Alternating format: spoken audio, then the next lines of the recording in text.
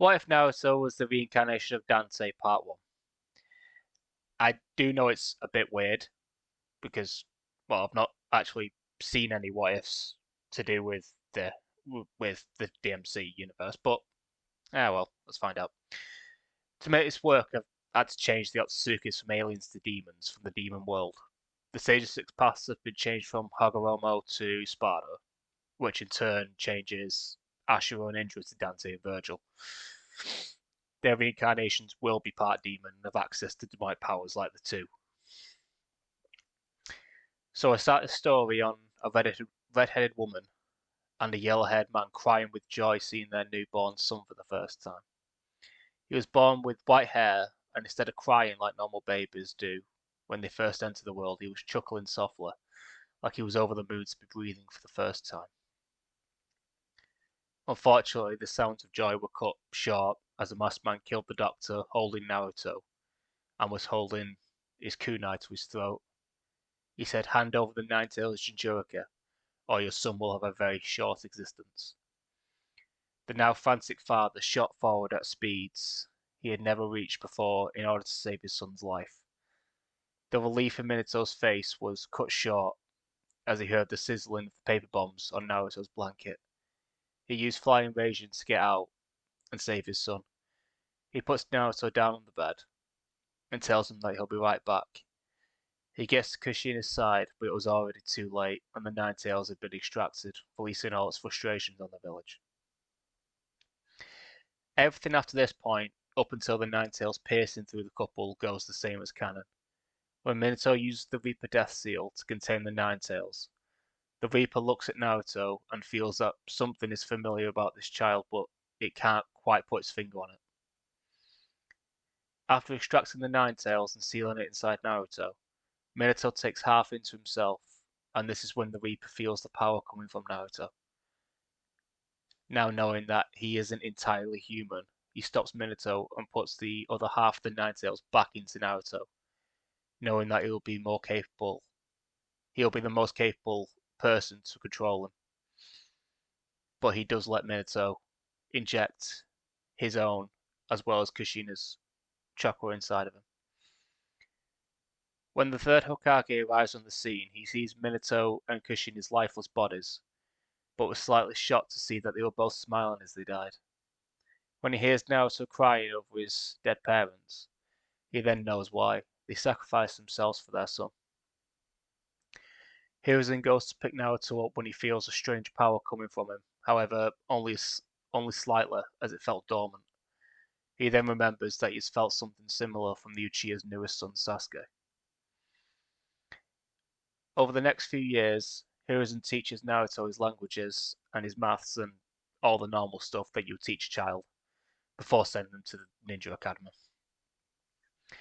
Naruto this time around didn't really pull any pranks as he was not starved for affection. Parents told their child to stay away from the demon child, which this time around is more apt than me actually thought. The kids, however, felt somewhat drawn to be around him due to his lack of caring, as Dante always is, and the aura of power that subtly leaks from him.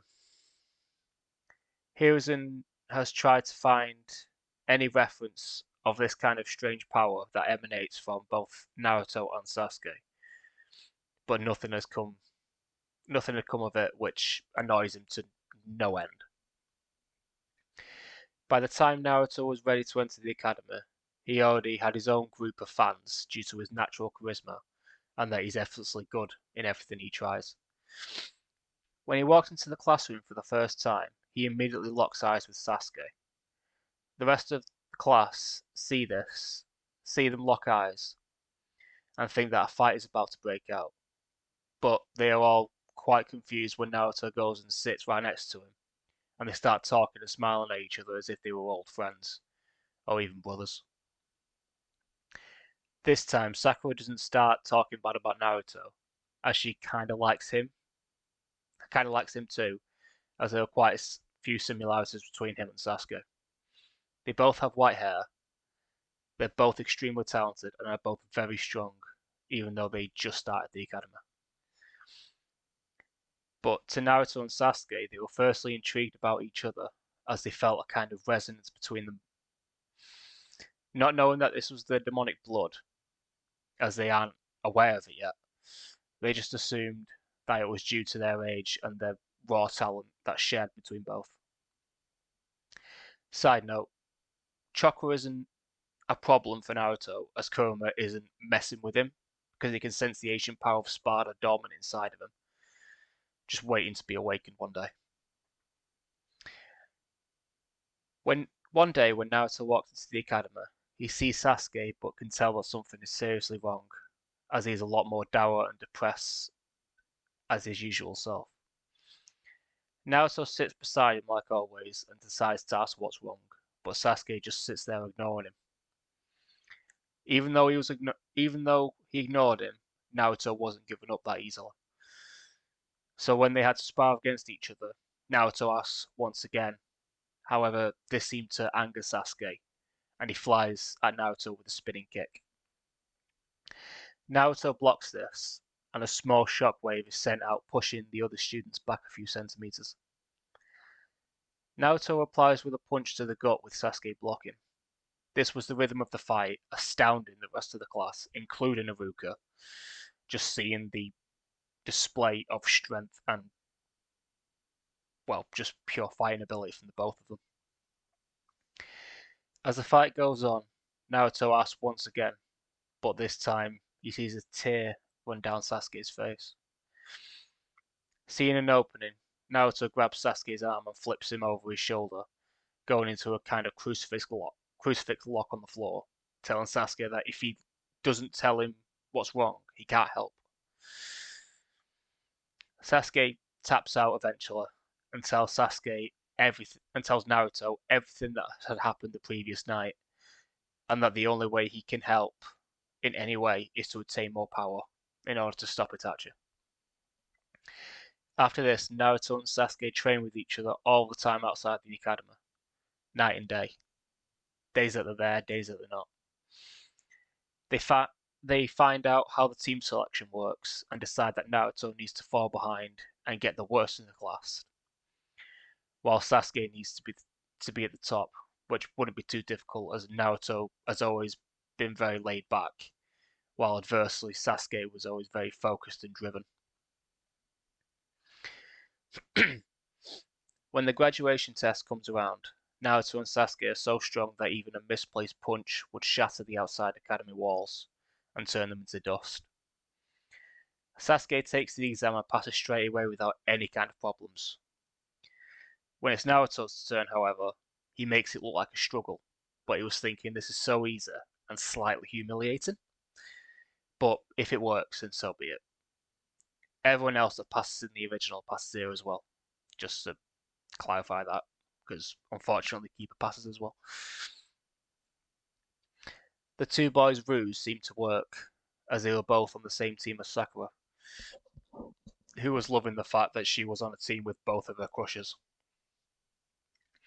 They found out that their Jonin instructor was Kakashi Hatake, and Iruka just slyly let them know that they should probably just get comfortable.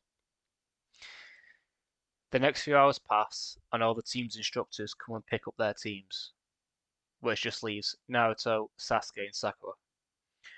Naruto and Sakura sat talking about random trivial stuff that doesn't really matter, as, well, I mean, it's Sakura, so it's whatever they're talking about is probably asinine.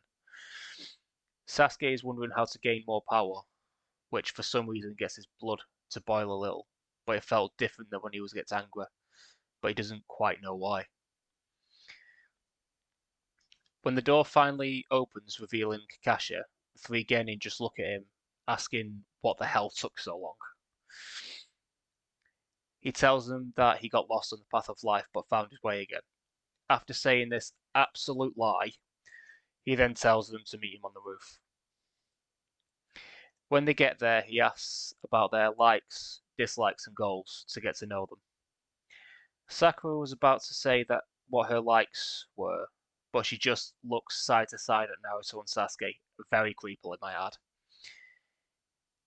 And she then says that she dislikes Ino for trying to get in between her and she then does that creepy eye thing again while looking at both of them because she's slightly psychotic. I'm not gonna lie. And when she's about to explain her goals for the future, she's stopped by Kakashi, who already knows where it's going. Kakashi then facepalms as he thinks that Iruka was mental to put Sakura on a team with these two, because she's not going to get anything done. It's it's Sasuke's turn next, which he says that he likes gaining power and he dislikes not having enough. His goal is to destroy a certain someone and restore his clan. Kakashi makes a mental note about this kid's determination and that he needs to try and get him off this path, which seems to be very self-destructive. Naruto then chimes in saying that his likes are relaxing and ramen, his dislikes are when he has to take things seriously and food that isn't ramen, because he's a little addict, and that his goal is to become strong enough to protect what's precious to him.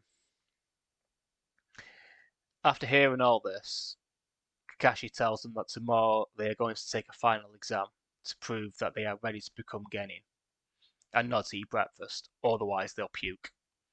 And then a puff of smoke, Kakashi is gone, leaving the three genin to walk home and think about what they will be doing in the test. This is, I don't know if this is going to be short or not, because, well, I can't really see the record. Oh, right, 11 minutes, fair enough. But yeah, I'm slightly aware that it's a bit different to most of the what ifs on the internet, but I hope people like it. And I think I can make things a bit interesting in future parts. Also, to whoever's watching this, I'm asking you a question now. I want to put Ebony and Ivor into the story, you know, Dante's guns, but I don't know how to do it. So if anyone has any suggestions, please just let me know. Uh, anyway, yeah. With that said, part two will come out whenever I write it. Bye.